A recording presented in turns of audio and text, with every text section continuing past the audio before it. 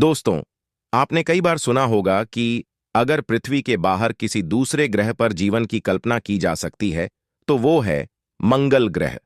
हालांकि वैज्ञानिकों का मानना है कि हमारा ब्रह्मांड इतना बड़ा है, तो ऐसा कैसे हो सकता है कि उसमें केवल और केवल पृथ्वी पर ही जीवन संभव हो।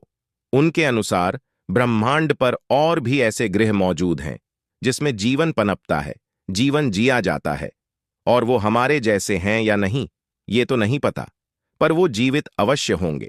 फिलहाल कुछ वैज्ञानिकों ने यह दावा किया है कि पृथ्वी पर जीवन मंगल ग्रह से यात्रा करके ही आया है। अब इस बात में कितनी सच्चाई है, इसकी पुष्टि मैं नहीं करता, लेकिन क्या कभी मंगल ग्रह पर जीवन था, उसका जीवन कैसे और कब नष्ट हुआ, यह सबसे बड़ा सवाल है। ये एक ऐसा प्रश्न है जिसका उत्तर हर कोई जानना चाहता है। इसीलिए आज हम इस विषय पर बात करेंगे और जानेंगे आखिर कैसे कैसे हालत रहे होंगे जिन्होंने मंगल ग्रह को बेजान का डाला, लेकिन पृथ्वी पर जीवन को भेज दिया। यह बात तो आप भी जानते होंगे कि सभी ग्रहों का जन्म तारे से होता है, और हमारे सौरमंडल के सभी ग्रह भी हमारे सूर्य से ही जन्म लेते हैं। अब हमारा सूरज सबसे गर्म पिंड है, इसलिए इसमें जन्मे सभी ग्रह भी बेहद गर्म रहे होंगे, लेकिन ग्रहों के पास खुद से गर्मी पैदा करने का कोई जरिया नहीं था। इसीलिए उन्होंने ठंडा होना शुरू कर दिया। यह प्रक्रिया करोड़ साल तक यूं ही चलती रही। मंगल ग्रह, जो कि पृथ्वी से काफी छोटा है और सूर्य से भी इसकी दूरी कहीं ज्यादा है, इसलिए मंगल ग्रह पर करोड़ साल पहले ही आदर्श तापमान बन गया था।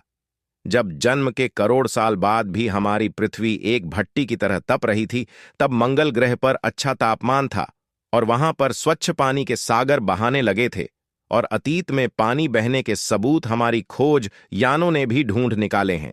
हमें मंगल पर पानी होने के सबूत मिले हैं।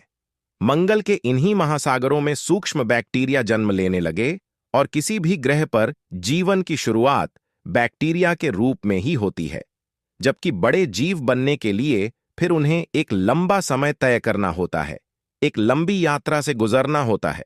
जबकि मंगल ग्रह पर उन्हें वो समय नहीं मिला, क्योंकि तभी एक एस्टेरॉयड तेज गति से होता हुआ मंगल ग्रह से टकरा गया, जिससे हजारों परमाणु बम के बराबर उस एस्टेरॉयड से ऊर्जा निकली और उससे मंगल ग्रह का ऊपरी हिस्सा समाप्त हो गया। इस टकराव से मंगल ग्रह के बैक्टीरिया अपने आप नष्ट हो गए। उसी समय एक और ग्रह घूमता हुआ हमारी पृथ्वी से टकराया और पृथ्वी के दो टुकड़े हो गए। हाँ, ये बात और की, तब पृथ्वी पर कोई जीवन था ही नहीं, तो उस टक्कर से पृथ्वी के जो टुकड़े हुए, उनमें से एक टुकड़े पर तो हम रहते, दूसरा टुकड़ा, उसे हम आज चंद कहते हैं। इसलिए हिंदू पौराणिक ग्रंथों में पृथ्वी को चांद की बहन कहा गया है, और हम पृथ्वी को माता मानते हैं। इसीलिए चंद्रमा को चंदा मामा कहा गया है।